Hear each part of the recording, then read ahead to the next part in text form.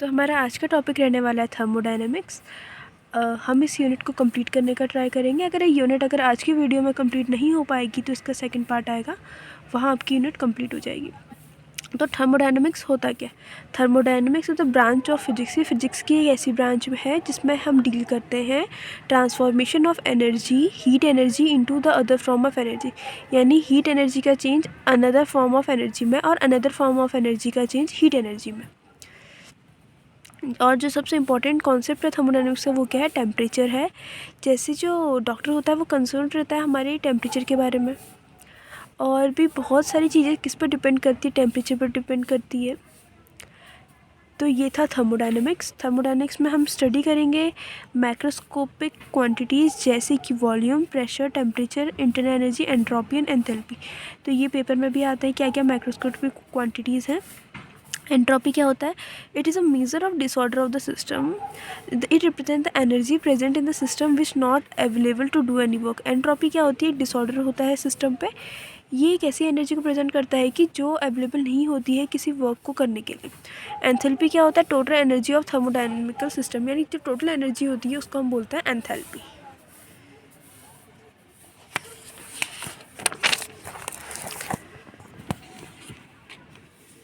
तो अब हमारा आज का टॉपिक रहने वाला है थर्मल इक्विलिब्रियम और thermodynamic equilibrium. Assembly of a extremely large number of a particle is called a thermodynamical system। एक असेंबली जो लार्ज नंबर होती है किसकी? एटम और मॉलिक्यूल की, इसको हम एक थर्मोडायनेमिक सिस्टम बोलते हैं। Thermodynamic system is said to be thermodynamically equilibrium. Thermodynamic system को हम थर्मोडायनेमिकली इक्विलिब्रियम कब बोलते हैं? जब उसके माइक्रोस्कोपिक वेरिएबल जो हमने पीछे पढ़े थे, वॉल्यूम, टेम्परेचर, ये सब कुछ, मास, कंपोजिशन, ये सब क्या होते हैं? इक्वल होता है। That characterise by the system do not change with time. इनमें चेंज नहीं होता है टाइम के साथ, तो इसी को हम बोलते हैं thermodynamically equilibrium. Any isolated system is always in thermal equilibrium. कोई भी थर्मोडायनेमिक सिस्टम जो आइसोलेटेड है वो हमेशा क्या होता है? थर्मोडायनेमिकली इक्विलिब्रियम में होता है।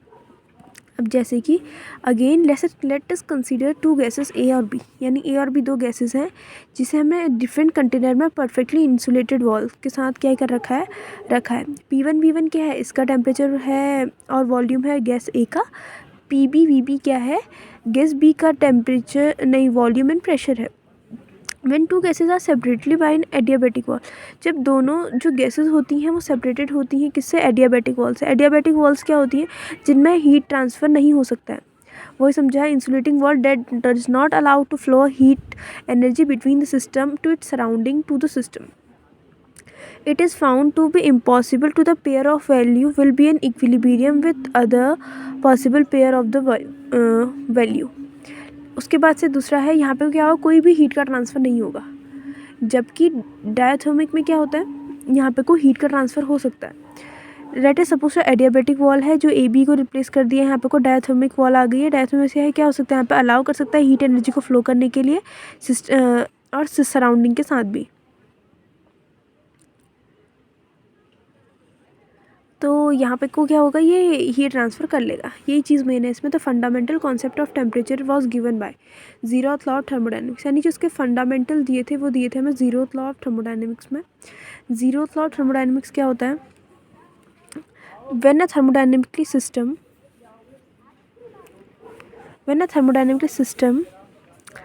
A and B are separated in thermal equilibrium with the third thermodynamic system C, then system A or B in thermal equilibrium with each other। इसको समझने के लिए हमें यहाँ से समझना पड़ेगा। देखिए यहाँ पे बताया गया है A, B and C, यानी अब क्या बोले? देखो, when the thermodynamic system A and B are separated in thermal equilibrium, जब ये एक दूसरे के साथ सेपरेट होते हैं थर्मली इक्विलिब्रियम में, separately in thermal with third thermodynamic system, यानी थर्ड थर्मोडायनेमिक सिस्टम के साथ। जब ए और बी दो थर्मोडायनेमिक सिस्टम थर्मली इक्विलिब्रियम में होते हैं तीसरे सिस्टम सी के साथ, तो सिस्टम ए और बी भी एक दूसरे के साथ थर्मल इक्विलिब्रियम में हो जाते हैं। दोबारा समझिए, जब ए और बी दोनों थर्मल इक्विलिब्रियम में होते हैं किसी सी के साथ, तो ए और बी आपस में भी क्या होते हैं? थर्मल इक्विलिब्रियम में होते हैं। तो यही आपको बताएगा to understand this law so shown two system A और बी। यहाँ पे ए एंड बी है, ये दोनों क्या है, सेपरेटेड हैं एडियाबैटिक वॉल्स। एडियाबैटिक वॉल्स है तो यहाँ पे हीट ट्रांसफ़र नहीं हो सकता है। द टू सिस्टम ए और B are contact with third system के साथ है। यहाँ पे डायथर्मिक वॉल है, डायथर्मिक वॉल है यानी इसमें से हीट का ट्रांसफ़र हो सकता है। The microscope variable of the system में वही लिख रखा है, A and B will change until both A and B into thermal equilibrium to C. जो माइक्रोस्कोप वेरिएबल्स हैं ए और बी के, वो भी चेंज होते रहेंगे जब तक ए और बी सी के साथ थर्मल इक्विलिब्रियम में नहीं आ जाते हैं। आफ्टर दिस अचीव, जब ये अचीव हो जाता है उसके बाद अब क्या कर देते हैं, इनके बीच की एडियाबैटिक वॉल को हटा के जहाँ डायथर्मिक वॉल लगाई थी वहाँ लगा देते हैं, और यहाँ पे को डायथर्मिक आ गई, यहाँ पे को डायथर्मिक आ गई, यहाँ पे एडियाबैटिक आ गई। तो अब क्या बोल रखा है उन्होंने, एक्सपेरिमेंट शो। एक्सपेरिमेंट क्या दिखाता है, there is show that the state of A and B change no further. अब ए और बी की स्टेट में कोई चेंज नहीं होगा, अब ये दोनों भी एक दूसरे के यहाँ आ गए, थर्मोडायनेमिक इक्विलिब्रियम में आ गए। तो यही था हमारा जीरोथ लॉ। जब दो सिस्टम इक्विलिब्रियम में होता है थर्ड के साथ, तो एक दूसरे के साथ भी इक्विलिब्रियम में हो जाते हैं ए और बी, जैसे यहाँ पे बताएगी। The physical quantities that determines whether or not system A is thermal equilibrium with and system B is called the temperature. Zeroth law को हम ऐसे ही बताते हैं, there exist a scalar quantity temperature which is a property of all thermodynamic system such as equity of temperature is only condition of thermodynamic system to be in thermal equilibrium. तो ये था हमारा जीरोथ लॉ। उसके बाद हम समझते हैं heat, internal energy and work क्या है। यहाँ पे तीन टर्म्स है हमारी। हीट क्या है, heat is energy that flow from higher temperature to lower temperature. Heat हमेशा हायर टेम्परेचर से लोअर टेम्परेचर में आती है। This flow is only because, ये फ्लो क्यों होता है, ये because the difference in temperature, यानी एक बहुत जो हमारी गर्म चीज़ है वो क्या हो जाती है, धीरे धीरे ठंडी हो जाती है। क्यों, क्योंकि उन दोनों के बीच में क्या है, डिफरेंस इन टेम्परेचर है। We may thus define heat या फॉर्मूले transfer to hot to cold, ये बताया गया है। इंटरनल एनर्जी क्या होती है, internal energy of system is the total energy produced by system due to molecular motion and molecular configuration. Internal energy एक टोटल एनर्जी होती है जो कि किसी भी सिस्टम के द्वारा प्रोड्यूस की जाती है उसकी मॉलिक्यूलर मोशन और उसके मॉलिक्यूलर कॉन्फिगरेशन के कारण, जिसको हम किससे डिफाइन करते हैं, जिसको हम यू से डिफाइन करते हैं। The energy due to the molecular motion is called internal kinetic energy UK. The motion include translational, rotational and vibration motion of the molecule. The energy to the molecule configuration is called internal potential energy UP. इसको kinetic बोल देंगे जिसके कारण molecular motion के कारण होगी, और जो उसके मॉलिक्यूलर कॉन्फिगरेशन के कारण होगी उसको हम पोटेंशियल इंटरनल एनर्जी बोलेंगे। तो जो इंटरनल एनर्जी होगी वो सम होगी पोटेंशियल इंटरनल एनर्जी की और काइनेटिक इंटरनल एनर्जी की, यही बताया है। उसके बाद से ये नॉर्मल टर्म्स हैं, ये इतना इंपॉर्टेंट नहीं है। Thermodynamic state variable and state equation of state. Thermodynamic state variable of system is a parameter, ये एक पैरामीटर्स होते हैं जो कि डिस्क्राइब करते हैं किसी भी इक्विलिब्रियम स्टेट को, सिस्टम की किसी भी इक्विलिब्रियम की स्टेट को। For example equilibrium state of a gas is completely specified by उसके pressure, volume, temperature. Equation of state को हम कैसे डिफाइन करेंगे, connection between the state variable of system. तो ये हो जाएगा इक्वेशन ऑफ आइडियल गैस की समय P V is equals to N R T. तो यहाँ पे को एन ही हम इसको म्यू लेंगे, इसको आप कुछ भी बोल सकते हैं, इसको मोल्स लेंगे। आर क्या होगा, constant for 1 mole of gas. For fixed amount of a gas there is a two independent variable of ideal gas से P V and T V. The real gas में be complicated in the equation of state. यहाँ पे को दो हो जाते हैं, एक हो जाता है एक्सटेंसिव स्टेट वेरिएबल, एक इंटेंसिव स्टेट वेरिएबल। उसके बाद हम करेंगे quasi static process. Quasi static process क्या होती है, अ प्रोसेस और change of the state variable of a thermodynamic system which is infinitely slow is called quasi static process. यानी चेंज इन स्टेट वेरिएबल में चेंज होना किसी भी thermodynamic system के, जो क्या होता है, बहुत स्लो होता है, इसी को हम क्वाजी स्टैटिक प्रोसेस बोलते हैं। Quasi static means nearly static. In quasi-static process, the difference of the pressure of the system and the external pressure is infinitely small। यानी जो इनमें डिफरेंस होता है प्रेशर का और इंटरनल प्रेशर का वो बहुत ही कम होता है, और ऐसे टेम्परेचर और उसकी जो टेम्परेचर की सराउंडिंग क्या है वो भी बहुत कम होता है।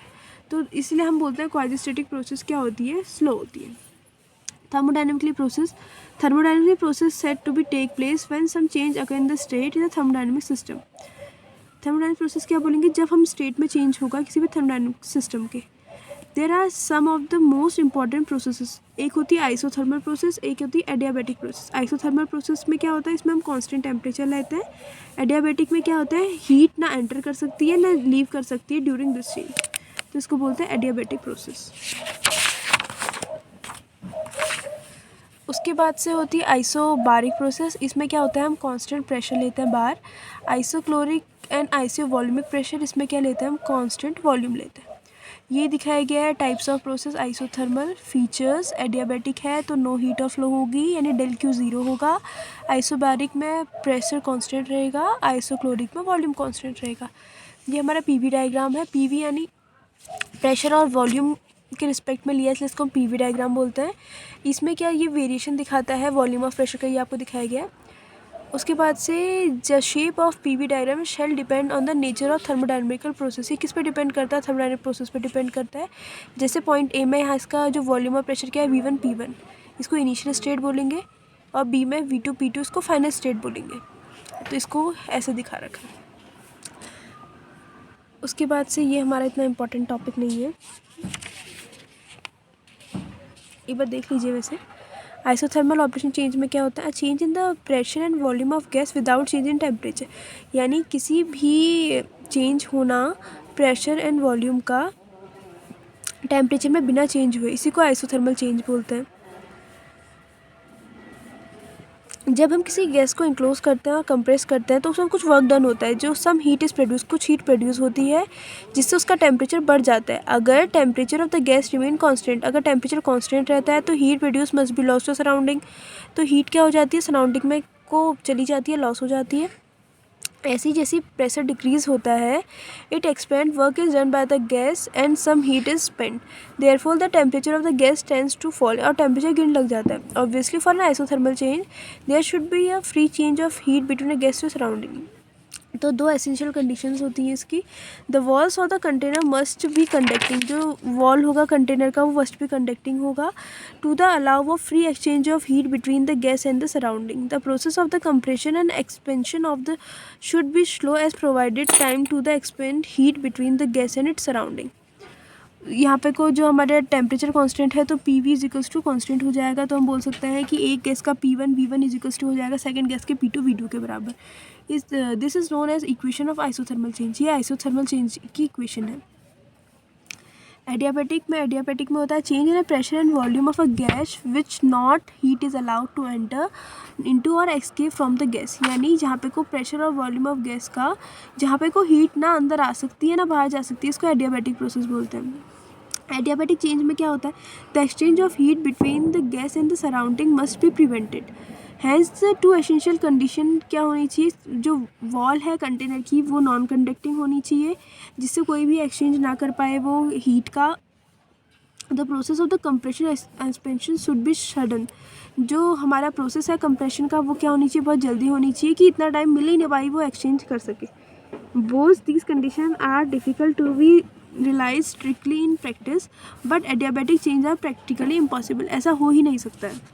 अब इसकी जो हमारी इक्वेशन बनेगी जो पीछे काम आएगी, तो ये है हमारी इसकी इक्वेशन। तो यहाँ पे यही समझाया गया है। इसके बाद से हम स्टार्ट करेंगे work done in isothermal expansion. यानी जो आइसोथर्मल एक्सपेंशन होता है उसमें कितना वर्क डन होता है। हम कंसीडर करेंगे 1 मोल ऑफ आइडियल गैस जो कि इनक्लोज है सिलेंडर के अंदर, जिसकी वॉल्स क्या परफेक्टली कंडक्टिंग वॉल्स है, जिसको हमने फिट किया है perfectly frictionless and conducting piston के साथ। अब P1 V1 और T क्या है, इसका initial pressure temperature and volume है। अभी एक्सपेंड हो जाएगी वॉल्यूम अगर V2 के साथ, तो इसके प्रेशर क्या होगा, रिड्यूस होगा P2 में, और टेम्परेचर तो यहाँ पे भी T रहेगा।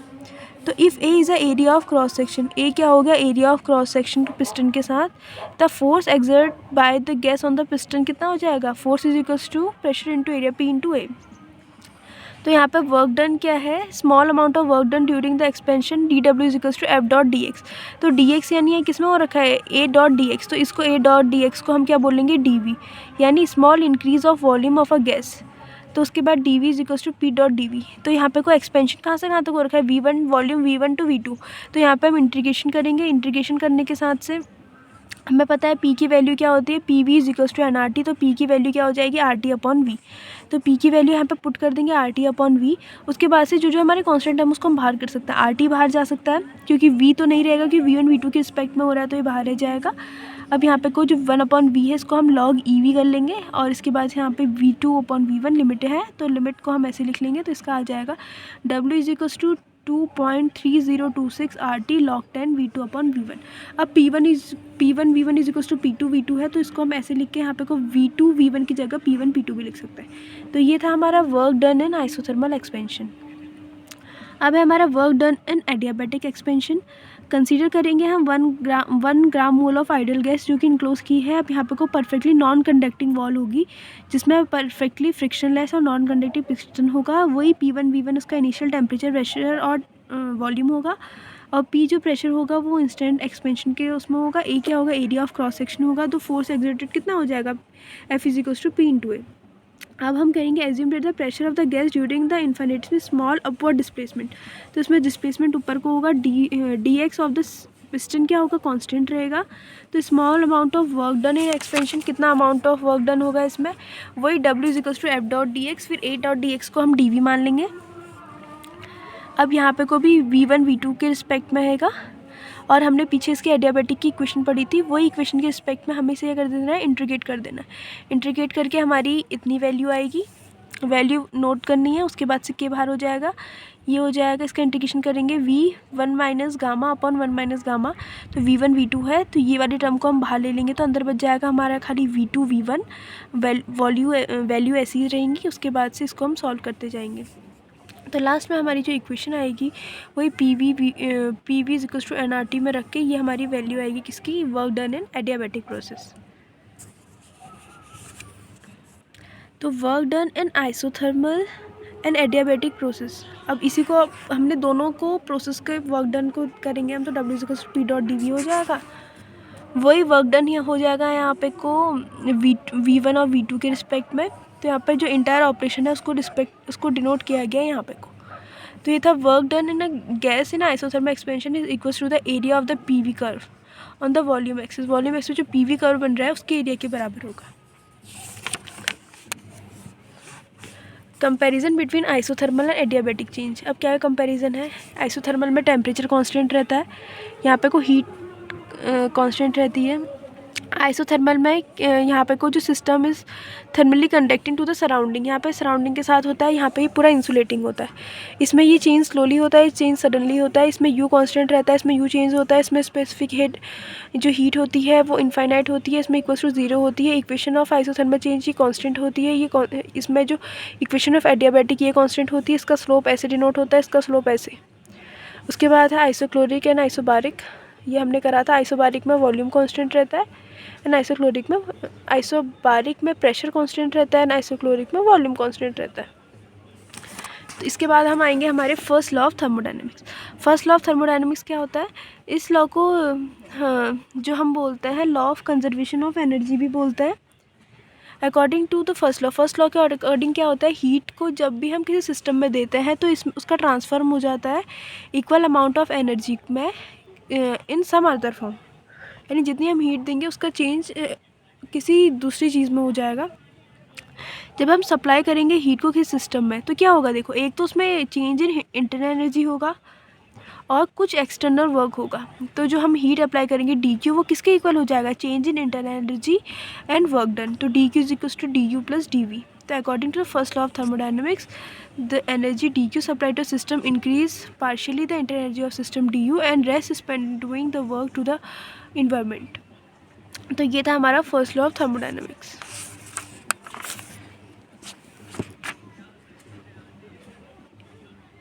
यहाँ पे कोई ये बता रखा है फर्स्ट लॉ ऑफ थर्मोडायनेमिक्स की क्या क्या एप्लीकेशन है आइसोथर्मल प्रोसेस के लिए। D Q is equals to D U plus D V. यहाँ पे क्या है, आइसोथर्मल है, तो यहाँ पे को क्या हो जाएगा, डी यू ज़ीरो हो जाएगा तो डी वी हो गया, तो डी क्यू किसके बराबर हो जाएगा, डी वी के बराबर हो जाएगा, क्योंकि इसमें इंटरनल एनर्जी क्या होगा, रिमेन कॉन्स्टेंट रहेगी। एडियाबैटिक में क्या हो जाएगा, ना हीट अंदर जाएगी ना बाहर आएगी, इंसुलेटर रहेगा, तो D Q is equals to zero. तो डी क्यू ज़ीरो हो जाएगा, डी यू यहाँ पे हो जाएगा zero is equals to D U plus D V, तो D U minus D V हो जाएगा। आइसोक्लोरिक में क्या हो जाएगा, यहाँ पे को जो हमारा डी टोटल वर्क डन था d V is equals to P dot d V 0 हो जाएगा। इसको हम उस इक्वेशन में रखेंगे तो D Q is equals to D U. तो यही हमारा आगे को होते रहेगा। इसके बाद से हम स्टार्ट करेंगे जो हमारे कोर्स में क्या है फर्स्ट लॉ ऑफ थर्मोडायनेमिक्स के लिमिटेशन।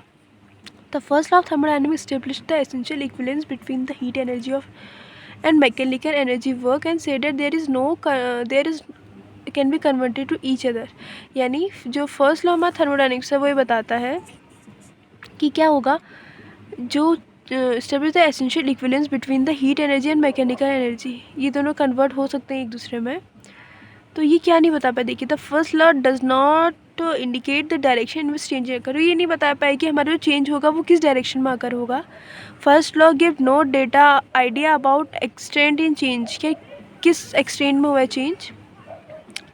The first law of thermodynamics give no information about the source of heat, यानी जो फर्स्ट लॉ ऑफ थर्मोडायनेमिक्स था वो हमें सोर्स ऑफ हीट के बारे में भी नहीं बता पाई। तो इसके क्या थे, लिमिटेशंस थे।